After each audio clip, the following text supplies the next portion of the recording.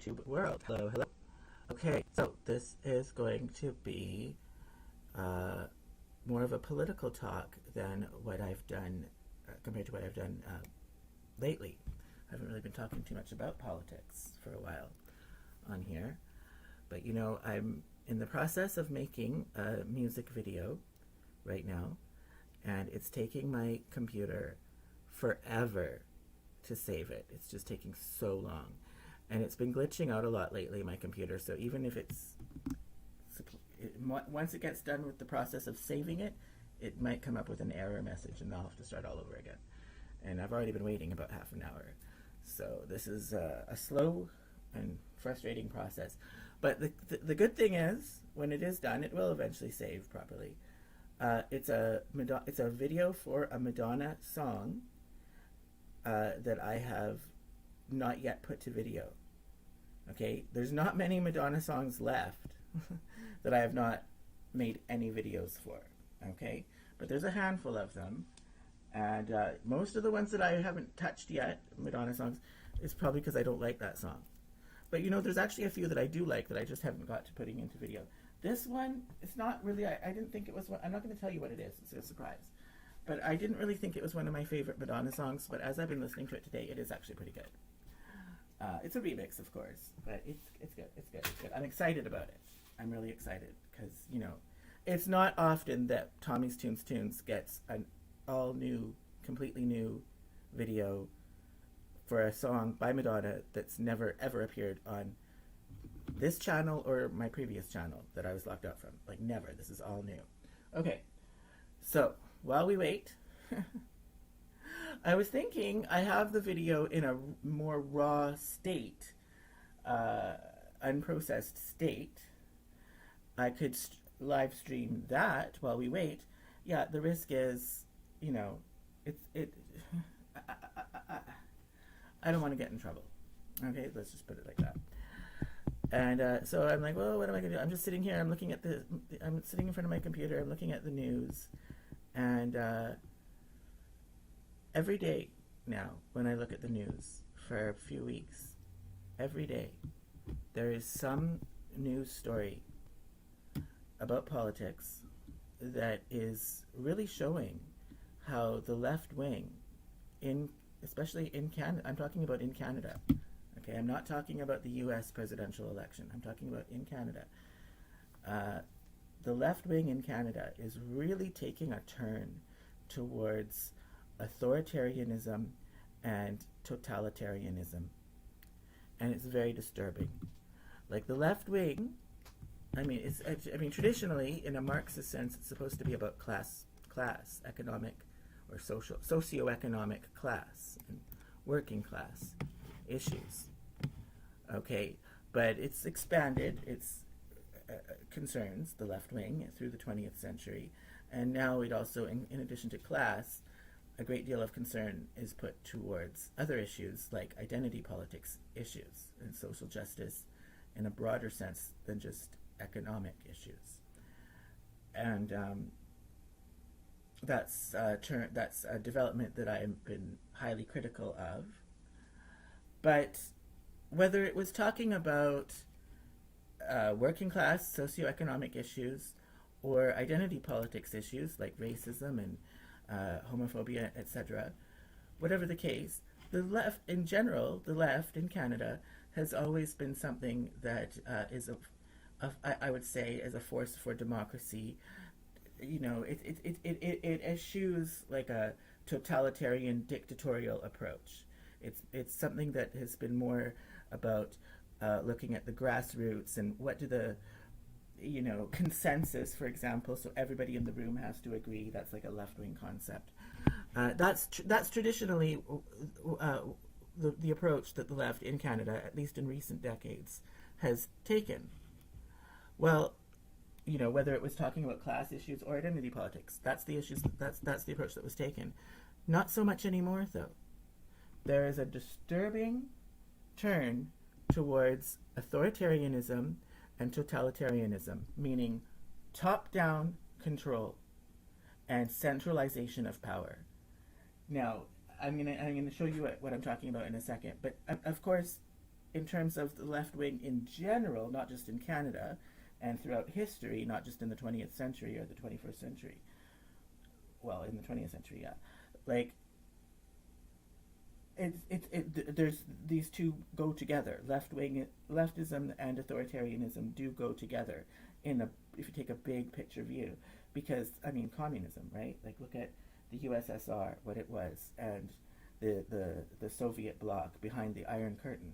I mean that was a totalitarian society, if there ever was one, and that was leftism.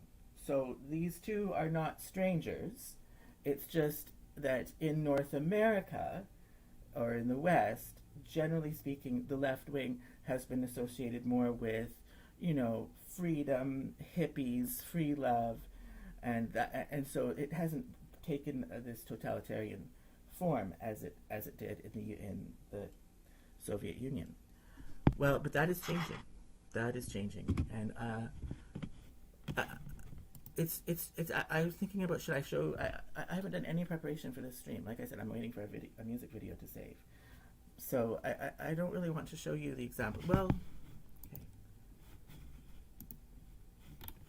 Show you one example. Show you one example on my screen here. Get it ready here. Like, okay, here we go.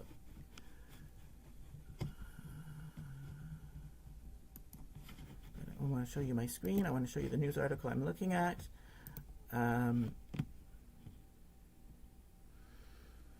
Yeah, here we go. And I'm not going to get into discussing this article in any depth, but this is the headline. NDP MP tables bill seeking to criminalize residential school denialism. Okay. So this is talking about Canada's history with having Native children being put into residential schools where all sorts of terrible abuses occurred to the students, including apparently murder. So, I mean, it's a terrible, very dark part of Canada's history. I've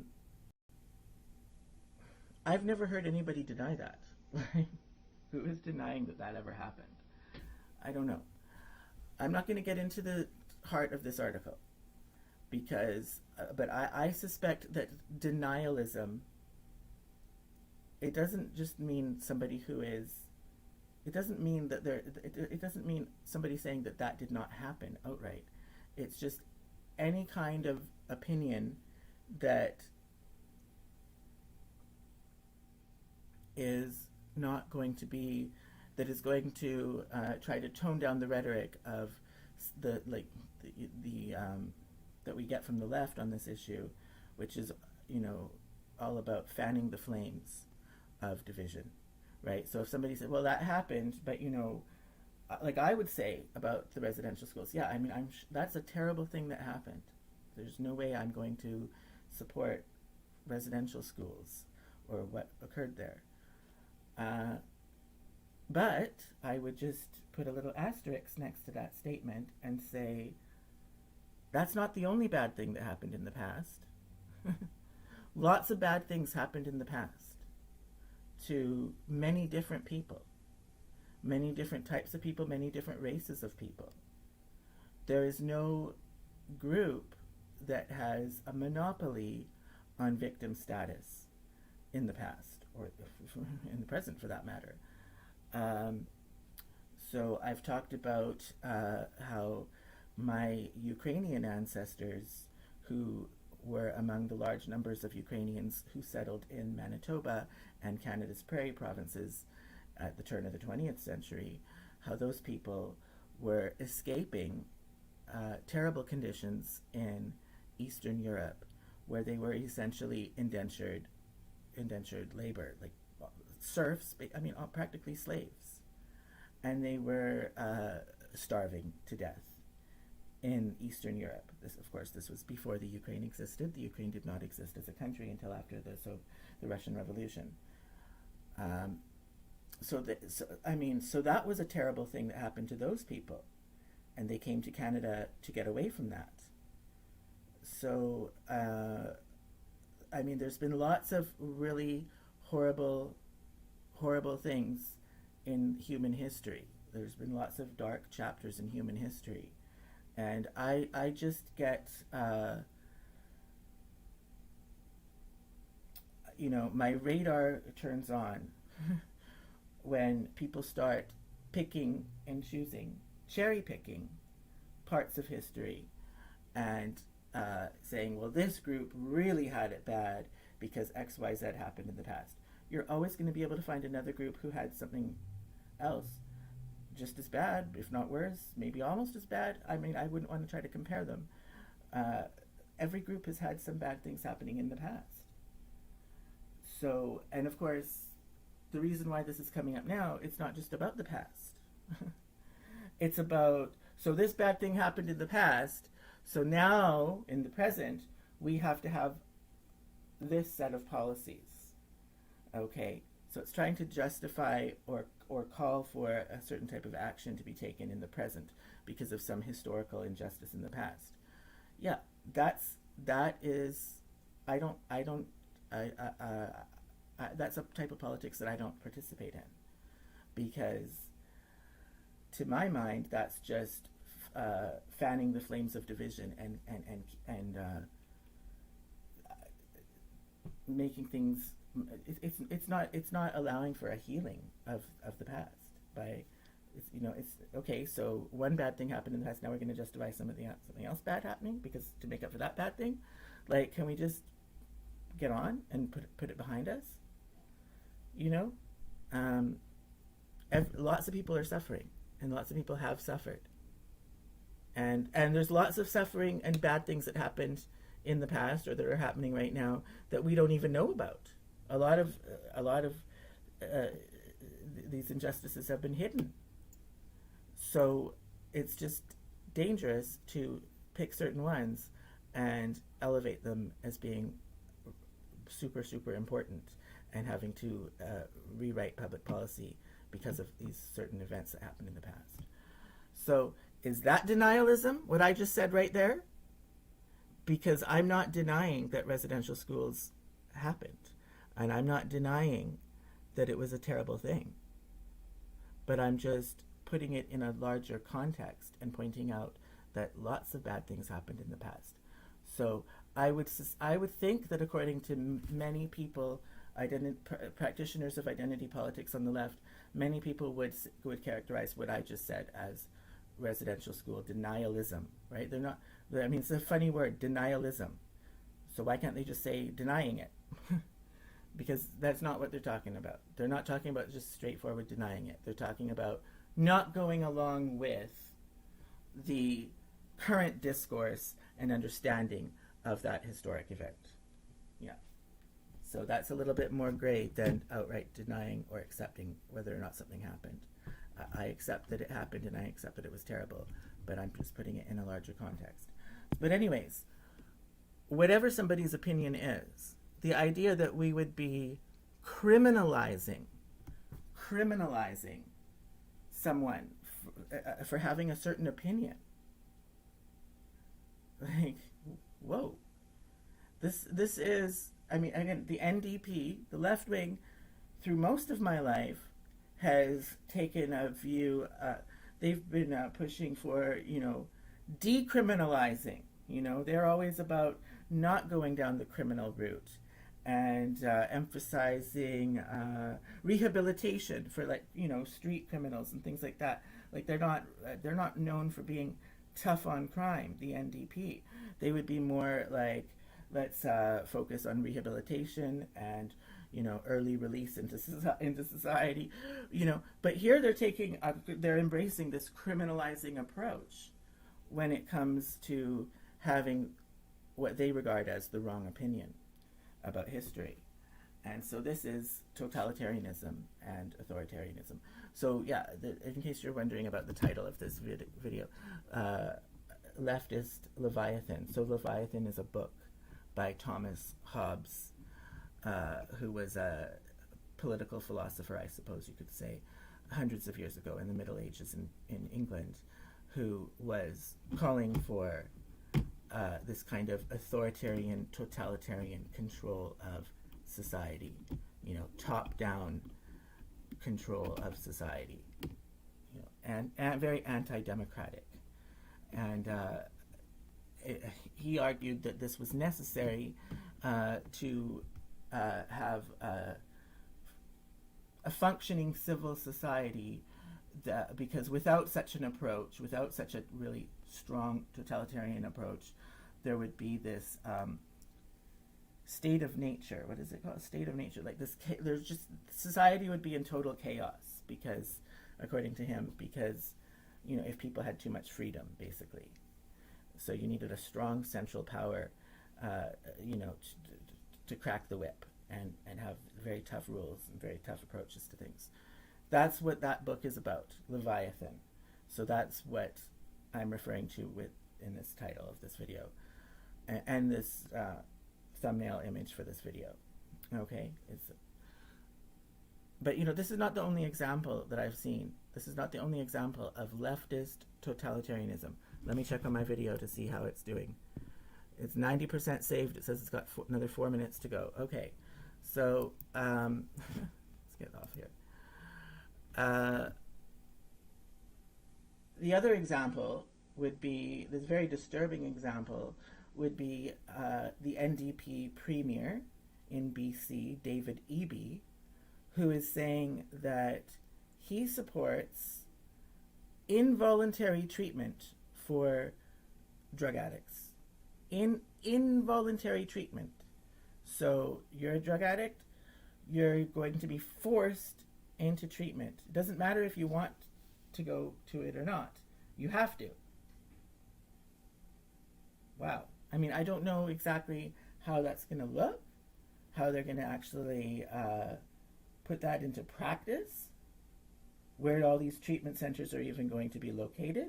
I mean, you can't even get into, I need to get a simple prescription filled right now for nothing to do with substance use, just a prescription for my physical health. I can't get it in a timely manner because I don't have a family doctor.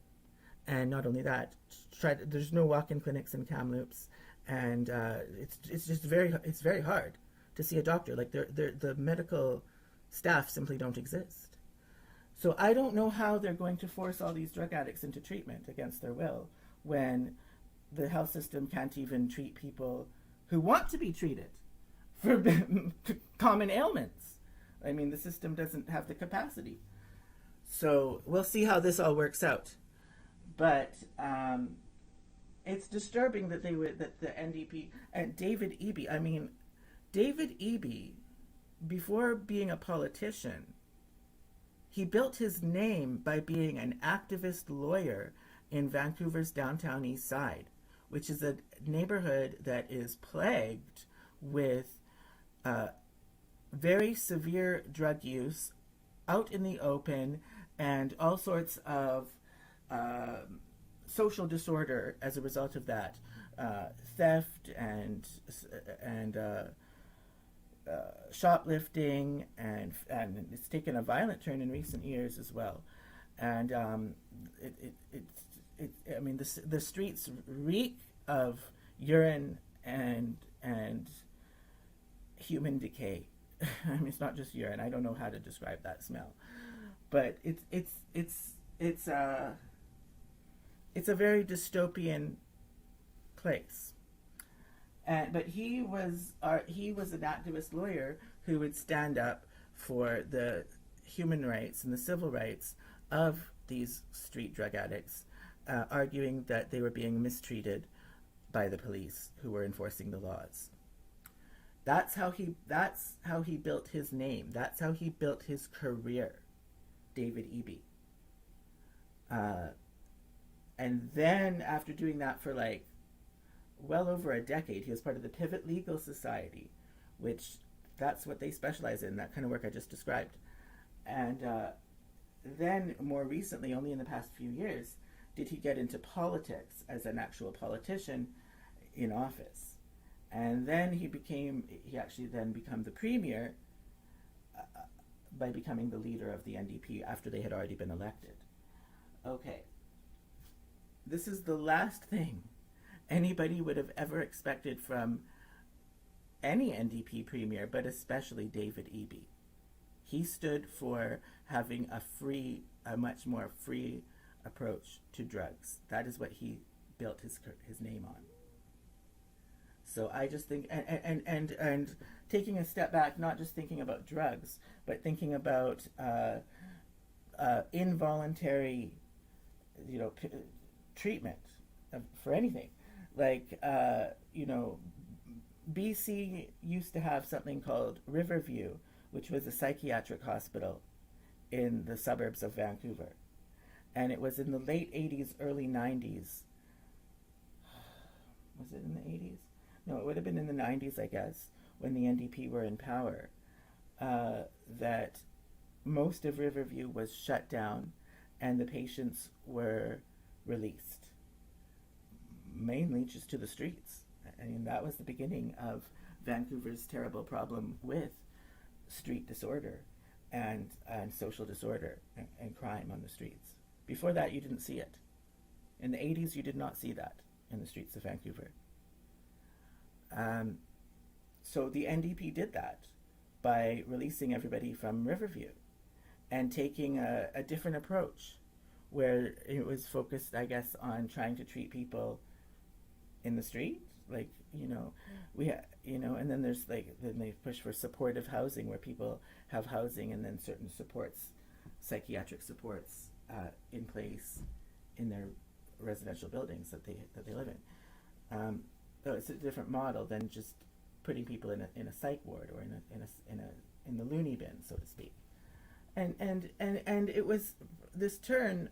I mean, it's been a terrible failure, of course, but their heart was in the right place, I would say, the NDP, because there's no doubt that Riverview was a place where terrible things happened. Speaking of terrible things happening in the past, well, terrible things happened in the past at Riverview. And so it was about saying, well, we don't want to do that anymore. We're going to take a different approach. And even if this different approach has failed, I mean, the fact that they recognized that there was a problem with the Riverview approach is laudable. Okay, maybe the solution they brought in was not good, but they were right to turn away from, I think, to see the problems in Riverview. Okay. But here we have the NDP. I mean, it's just so ironic. Here we have the NDP, the ones who closed Riverview and put all these people out onto the streets, these psychiatric patients. Now they've done a full 360. They're right back. We're right back to the Riverview model, it would seem. Now they're embracing this involuntary treatment approach, basically locking people up, almost like in jail. But it's not a jail, it's a psych ward, a psychiatric hospital, or in this case, a drug treatment center. Same thing. But locking people up against their will because society finds their behavior to be less than desirable. And, that's going to be leading to all the kinds of valid civil society concerns that would have been raised with regard to Riverview. That's going to come up with this approach, with this drug treatment as well. So I just think it's shocking. It really is shocking. And why hasn't anybody pointed this out? Why has there not been an opinion piece? I mean, I don't read the newspaper, the Vancouver Sun, every day. Maybe there has been. I don't know. But, I mean, has anybody pointed this out in the media?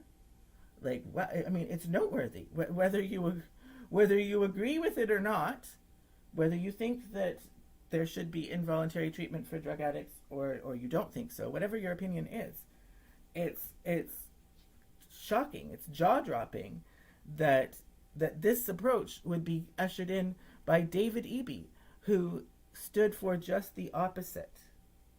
And of course, we did get just the opposite at the earlier in the NDP mandate. You know, it was just a few months ago that most drugs had been decriminalized in small quantities that a user would have. That was just less than 6 months ago. So within 6 months, we've gone from drugs are decriminalized to now drugs are criminalized again to now there's going to be involuntary treatment for drug addicts. Like, whoa. and you know, drugs right now, it's not true to say, I'm being a little bit oversimplifying things when I'm saying that they've been recriminalized. No, they haven't. My understanding is that these drugs still are decriminalized in a private setting. It's just in public. If you're doing it in public, or if you're caught even possessing it, possession is against the law. If you're possessing it in public, then you can get in trouble. But as long as you're in your own home, in a private space, I believe that is still decriminalized. I could be wrong, but that is what I've been told. And whether that's the legal situation or not, practically speaking, that is the situation. Effectively speaking, that is the situation. The only people who would be getting in trouble and busted for drugs would be those in BC right now, would be those who would be doing it out in public, in the streets or in a park, somewhere outside. Okay, if you're doing it in your own home, nobody's going to know, and nobody's going to see you, and nothing's going to happen. You're not going to get in trouble.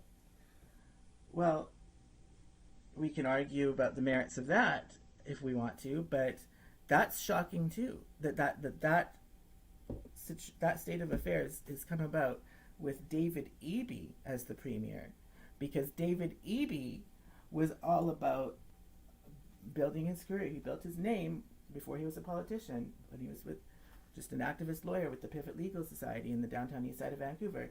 He built his name standing up for street drug users. And he was standing up for their civil rights, as, you know, because everybody has civil rights. Everybody has human rights, whether you're in the street or not. And he would argue for their civil rights and that they were being unfairly targeted. These people who were homeless, who were out on Main and Hastings smoking crack or injecting heroin. And that's how he built his name. And so that it would be under his watch that we've got this system come about where drugs are effectively allowed for people who have access to private space. So the only people that would really be put out by this is the homeless, because they don't have a private space where they could do their drugs. Okay. And of course, this is coinciding with this epic housing crisis where people are finding themselves homeless who never before would have been homeless. So many people who were middle class renters have been let loose from the middle class, and now they're homeless. You know, I'm very close to that myself, living in a hotel. I've never lived in a hotel before like this. And the rent here is not cheap. So, you know, housing is very perilous. And but the rights that you enjoy, if you as long as you have a roof over your head in a private space, which I do actually in this hotel room, are much greater than compared to the rights that you have when you're outside all the time as a homeless person. And that's just reality. I'm talking about practically speaking. Now, in terms of the written rule of the law, no. Everybody has the same rights, but how it's enforced, yes. You have more rights when you have a home. So anyways, that's really all I wanted to. That is a very disturbing turn towards authoritarianism from leftist politicians and leftist parties that traditionally, in living memory in the past number of decades that I've been alive, the NDP has stood for just the opposite. More like you know, more freedom for drug users and more concern for people who are homeless. So that's really all I have to say. How is my video doing? Please, God, tell me that it's saved. No, it's saying it's file importer detected an inconsistency in the file structure. Reading and writing this file's metadata has been disabled. It fucking does this. I have to try to do it 5 fucking times, and then eventually it will save. I have to restart the computer, blah, blah, blah, blah, blah, blah, blah. It thinks that it's out of space. It thinks that my computer is out of space. It's not. It's got like 4 gigs of free space. And this video is not even 1 gig. Anyways, I have to deal with that. So, that's all I have to say for now. Peace out.